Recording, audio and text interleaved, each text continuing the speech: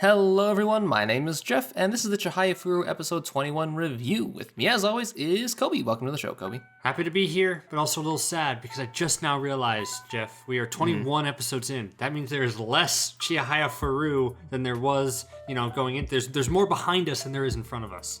Yeah, it's we were talking as we were watching this episode that this very well could be the last episode. Yeah, because there's no guarantee that it's actually 25 episodes. I guess we could look up, and see the schedule and be like, how long is the show going? But we're just gonna keep ourselves in the dark and pretend that every episode is potentially the last one. Yeah, it gives it a sense of excitement to everything about that. It shows what good reviewers we are. We really know our source material very well. We know exactly how many episodes there are going to be, so we know how the story is going to be crafted. Yes. But then we're just like in danger. Like, is this it? Is this the finale? Yeah. Like, is this the final stuff? I don't know. We don't know how karuta works. No. We lose track of the matches. Yep. We don't know how many episodes there are. Yeah, this is primo Chihayafuru season review stuff. But anyways, what did you think of the episode? This was an exciting episode for me because I think last episode had a really interesting cliffhanger. One that's like, usually cliffhangers end in the middle of a match, right? It's like, oh, who's going to win the match? But this one is putting a wild card character into the situation, because last episode ended with just like where the stakes were pretty clear. In one more year, Arata is going to challenge the master for the title, and the master stayed because of that. But what about Taichi? Like, where does Taichi fit into that? And it looked like the last episode ended with answering that question, and then this episode explored that. So I was really excited going into this episode, and like any Taichi focused episode, I really liked it. Yeah, I was actually expecting kind of a cool down episode, despite the fact that, Taichi goes in. We already knew at the end of the last one that there was a tournament coming up. I thought there was going to be more of a chill section, because there's usually like a big arc with a lot of action, and there's a chill episode, then you go on to a lot more action. Whereas this one, the rest of the Karuta Club, actually, they go on to their own tournament, which I was kind of surprised by. I was like, I thought, because I'm confused a lot, so I was like, wait, what? There's another tournament going on at the same time? I do think, the show doesn't really do a good job of explaining the Karuta schedule, which, maybe it doesn't really need to do that anyways, but yeah, the rest of the club goes on to a tournament, and I thought we were going to see another full tournament arc, which we kind of didn't. It wasn't really about the tournament this time. It was more about the characters and how much they've grown. Exactly. It was both about looking for everything that came before, of how much they've come, but also where they're going to be in the future. Like, I think there was a lot in this episode of them looking at, like, things are changing. Like, this is not going to be this. This is the start of the new year, but things are going to be vastly different by the end of the year. So, like, how do we reckon with that? Where are all these characters going to be located? And how do we move forward while also looking at what came before? Yeah, we're ramping up to the ending of the series, and I truly do hope that it is going to be the ending of the series, because I think once you get to that peak of the Master and Queen match in a year's time from the show, you can't really move on past that. That's like cream of the crop. Like, boom. Like, I don't want no Naruto Shippuden 2-year time skip. Sure. I want this series to end so that it's just perfect and it ends when it's supposed to. So yeah, you have Sumire talking about like, oh man, like, in a year they're not going to be here. Am I going to be here? And Suba is like, or Scuba or whatever, he's got ambition. He's going to be the next president. And what about the other characters? And I wish we got to see a little bit more of the other characters. Again, this is a complaint we've had in the past, is that we only see glimpses of the rest of the Karuta Club now. I wish we saw more of like where their headspace is at. Like, what are they thinking about? Hashtag justice for Porky, because Porky is basically like he's dead. He's not. He's a non-entity in the story. Yeah, it seems like at this point. Him and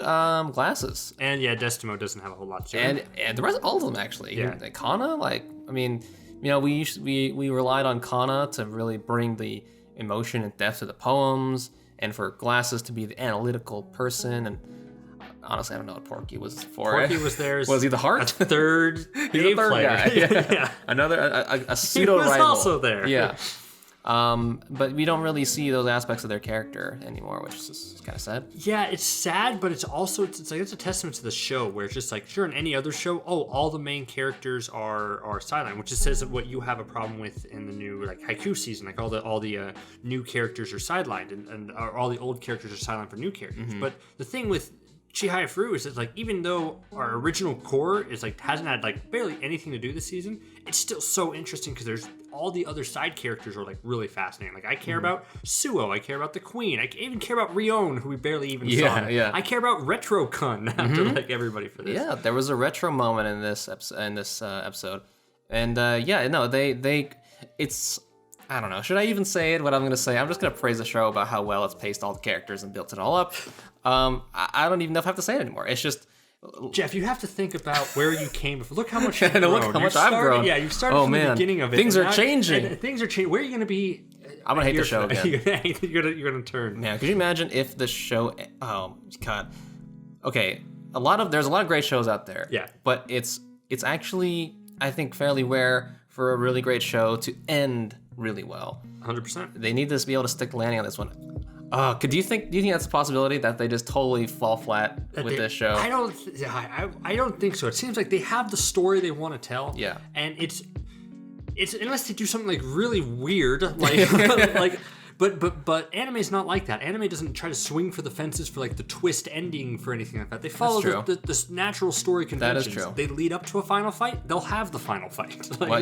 What happens? Yeah, what you expect to happen will happen, and this show has done that fairly well. And even though it's predictable, quote unquote, like we've explained in the past, there are twists to it and things that we didn't think of that happen, but still make sense and augment that predictable outcome to make it more special and just more satisfying. So yeah, this show is doing a really great job of that so far, and I have faith. I have faith in the show. What could it do that would just totally destroy it for you? Like, what would be a bad ending? Taichi becomes master, and Taichi gets Chihaya. Ooh, Taichi gets it all. Arata dies. Just because Arata's knees blow out. Oh. Like Dr. Arata. No, we'll say Taichi would have the knee problem because he's hard as a student. He's hard as It'll just be mentor. like a full circle or whatever. Anyways, I don't think we've talked about the episode much. We haven't. This was huge. We got like Arata v Taichi in like one episode, and like that was it. It was the showdown that like this whole show has been like leading toward. Yeah. That they've been dancing around forever for, and we got it. And I love the fast-paced nature of it. Like it was like so quick of just like, yeah, these two have to turn together. Let's not fancy around the bush. Let's not show their first matches where they're like, oh, am I gonna beat this guy to get to them, or have them meet in the final where they have to go through multiple people. Let's have them face off right away and basically summarize their match in a very short amount of time. Yeah, it was the perfect amount of time. Like, it wasn't too short. It didn't leave me wanting more. I mean, it did, but in like a good way. It was like, ooh, that was a good one. But I didn't feel like I don't feel like it overstayed its welcome. It was just like a teaser. It was like a teaser match essentially for what I assume they will face off again multiple times throughout next season, I presume.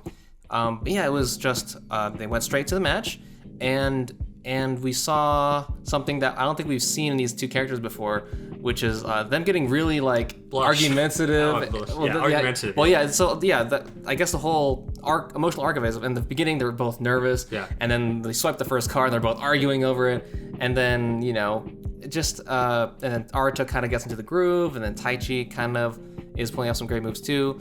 It was just a really great reflection of everything that has happened in the past, like Taichi pretending to be him and recognizing like his card placement, and at the same time Arata like just having fun again because he's playing with he hasn't even played against Chihaya yet at this point. He's playing against an old friend. This is like a huge moment. Yeah. And it respects that, and it does it in a really, really good way. There were two moments that I really loved in this match. Like at the beginning, it's like because we really see it from Taichi's perspective first. Like when he's there, he's approaching the match. It's like, oh, I gotta face Arata. Look at him. He's stone cold. He's a killer. He's focused. He's so dedicated to this match. Like what's he thinking right now? Like I gotta focus. But then you find out that Arata made a mistake of sitting in the wrong spot because he's nervous. He's just as nervous as Taichi in this match. He's thinking the same thing, and that allows him to kind of loosen up and be like, I'm with my friend now. Like we're both in this situation where we're nervous with each other. Let's have fun. Yeah, and Arata is just remembering all his old times at the apartment, and then Taichi pulls a sweet ass baller move where he basically challenges Arata, and he's like he gives him the Chihaya card, and he's like, yeah, come and take it. We're fighting for Chihaya now. This is it. And that is just so satisfying because this whole series we've been building up towards this rivalry between them, and it's always been like a background thing, but now it's here in the forefront, and now they both acknowledge it to each other.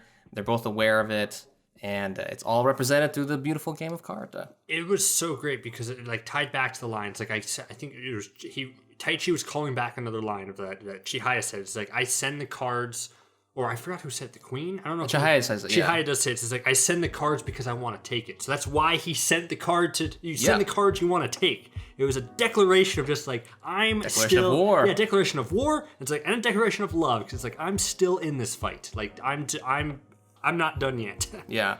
And I also love how they don't really show how that plays out.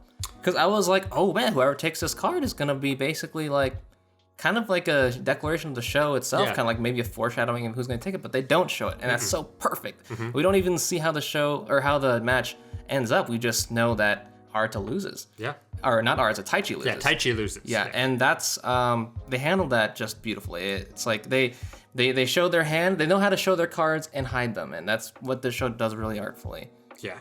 So yeah, great match, and it all happened in the span of an episode. I was expecting it, like their first match, to be like, to go out through, span the course of maybe 2 or 3 episodes. But the fact that they contained it to one, I think was the right decision. Exactly, and they had time for a whole nother tournament on like the other side, which made things so interesting. Like I thought there was a really great montage in Chihaya's match against Pseudo, where she like highlighted all the people she's played and she's learned from. Basically, it's like Shinobu's like crumbling and then rising up again or something. And Dr. Harada's passion, Pseudo's strength, Taichi's challenge, Arata's I forgot what Arata other challenge. Arata was a game, like he was at just genius level or something. I forgot what he had, but like the highlighting the characteristics of all these characters that are like forming into her to like give her the strength to go forward. And it's just like, it was well done. And I think it was also really clever because this was a tournament where it showed kind of like a different style of karuta again, where there's like these annoying siblings. It's like, oh, they're so annoying. They're doing these weird tactics and stuff. And they would have been a character that fit into Chihaya's arc in season 1. This serves to show that those tricks that people do to like try and get ahead, those kind of sneaky plays, they don't work on Chihaya anymore because she's above that now. Yeah. She's approaching godlike tiers of karuta and Pseudo. Like Pseudo used to be the one to piss off Chihaya, but now Chihaya is making Pseudo pissed off, and so it's like the shoes on the other foot. Chihaya's growing. The things that she challenged against now, she just basically breezes past. Yeah. So yeah, great stuff. I really like the flow and the pacing of this episode. I guess we can switch over. Like, Retro-kun. Like, I mean, he's a character who's always been on the outskirts, and he's kind of like a joke about like what he is and stuff. But it's like it was nice to see him have that moment of, because that always hits hard, like in these types of in sports anime. I think like Ping Pong the Animation did with the character of just like of a character just, I love this game. I want to be good at this game, but I'm just not. Like, I cannot take the next level. And that's kind of what Taichi was for like a while, like until Taichi like kept pushing past it. But Retro-kun is the example of just like, I want to be the best, but I'm clearly never going to challenge for a title. I'm never going to be the role of master here. So how do I move forward from that? I just thought that was a really nice moment, or a really sad moment, I guess. Yeah, and the way they resolved that was basically, don't worry about it. You know, and I think that's kind of that's a pretty good answer. It's just like, you know, you love the game, you play it. You know, maybe you're not the best, but you just keep going. And it's because he's going to be the next president, which is I guess the whole topic of presidents of all these societies. But it's because of Retro-kun provides something else. You don't need to be as good. You don't need to be class A. You don't need to be a pseudo-kun to be in charge of this club. You need someone like Retro-kun who'd be like, let's play this game. Let's do this. I'm going to lead us to victory. Like, we can do this, guys. Like, let's win the titles. Like, so they don't like him because he needs to be good at it. They want him as president because of all the other great personality quirks that he brings to karuta. Also, he has those Taro cards that determine team orders. Yeah, I mean, that's pretty always correct. Yeah, pretty handy. Yeah. He has a girlfriend, you know, a supporter that cheers for them. Porkette. Yeah, Porkette. Well, she's had more screen time than Porky has. She has. She had a full monologue. Like, she did. Porky did not have anything. Wouldn't it be funny if the Porkette's voice actor was just Porky's voice actor? just for the higher pitched? Yeah. Yeah. But yeah, Retro had his moment when I don't think anyone really asked for it, and it was good. It still fit. It wasn't like I didn't watch that scene going like, I don't care about this character. Go back to the other people. It was just like, oh, that's nice, and it's because they don't overstay their welcomes. They never like go past any length amount of time that would make focusing on these characters seem like a waste of time. They just have their moment and then they move on, and it's like, yeah, that's great. I like that we saw Retro again. Yeah, it makes sense for the story that we've seen, basically, of like everything that Retro Quinn has gone through. Just like this part of his arc makes sense. Yeah, and in the context of thinking for the future of like who's gonna be the president. Yeah. Yeah. So who is going to be once next year happens and everyone's done, I guess the story's going to be done because after one more year of everything. But who should be president? Should it be Sumire or should it be Scuba? I think it's gotta be Scuba. I don't know, because I feel like Sumire is kind of going through. She's going through a bit of an internal conflict. I think if she's trying to decide if she wants to stay in the club or not. Yeah. She's on the precipice of what she wants to do. Because she really is only in the club for Mashima, I think. And if Mashima, or why am I calling Mashima? I know, that was weird. Anyways, Taichi. When Taichi leaves, what is there for her? Is she gonna hang out with Scuba just for because she loves Karuta or likes hanging out with Scuba so much? So that'll be an interesting question to answer. I guess Scuba will definitely be the president because he loves the game and he will stay with it. But yeah, I guess an interesting question would also be like, what is Sumire gonna do? Yeah. If she just leaves, that would be very interesting. I think I would actually prefer that because we haven't really seen a character that's actually just quit the game. Yeah. But there's no need to quit the game because you find friendship, you find everything that goes into it. And speaking of friendship, I guess I want to mention something about the Arata Taichi match. It's just like I really thought Arata was going to lose that match because he doesn't have a team. Because they made the point of saying like Taichi at least knows Arata's playing style and he knows those cards that references because he trained with his team and there's flashes of everyone around him. And that's something that Arata has not had for like his whole thing, but something he's kind of dabbled with, which I think like his story arc goes with like he needs a team or he needs something in his school, like he needs a karuta club in order to do stuff. So I thought Taichi was going to have the edge just because of his posse, his support squad, basically, because that's the one part of Arata's game that he needs to improve before he takes on the master, I think, next year. Yeah, and becomes a good role model for the Karuta Society. Having a team and having a mentor and yada yada yada. Yeah.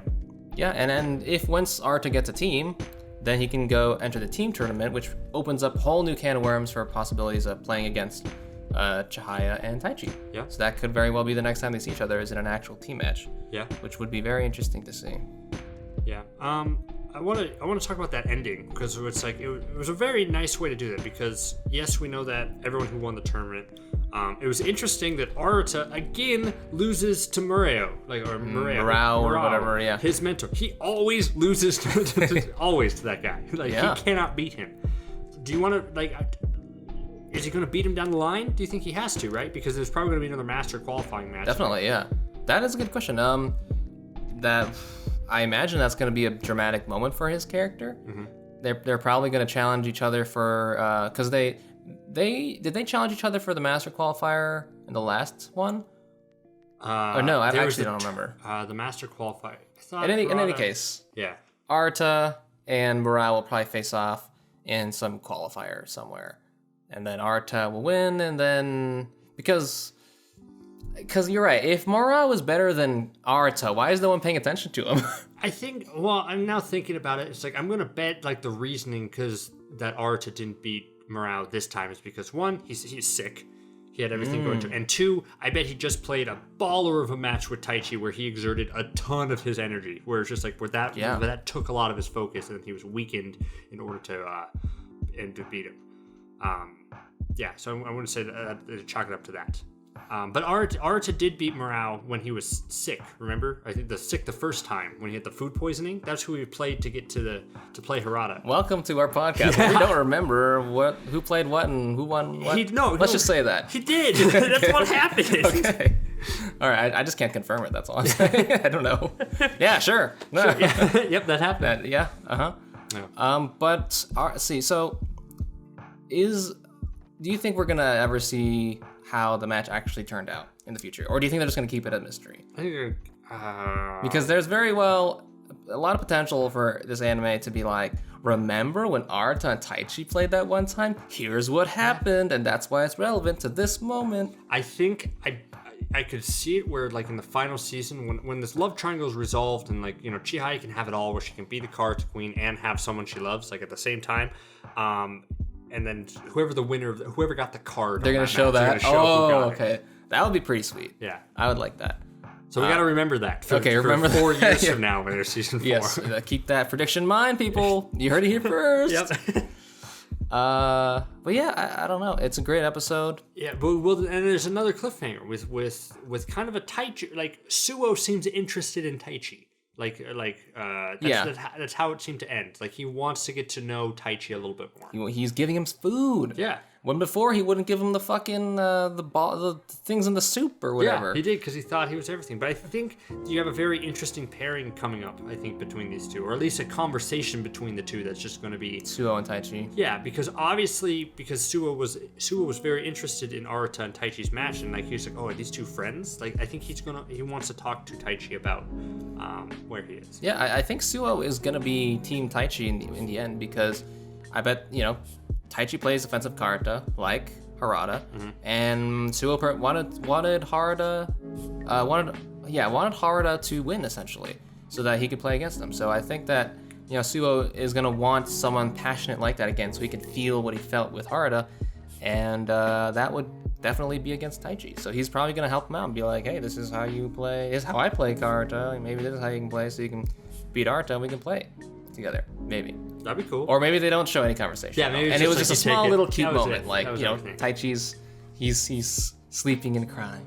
Sleep tears. I'm just gonna say no to that, just because I think the show does such a good job of making like both sides need something out of interactions. Like I don't know how to explain that. Where like both characters approach things where it's not just, I don't know how to explain this. Not one character going to another character who has no motive. Like everyone has motive in what they're trying to do. Taichi needs to learn more about playing this game. Suo needs to learn more about Arata. So they cross and they go together, and they both can take something from that conversation.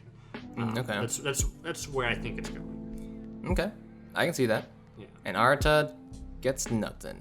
He's just good. He's just forever. good at it. He needs to train. But yeah, I think Taichi has an interesting arc because he's the wild card and everything. Arata just needs to learn keep more being stuff. Arata and keep having fun.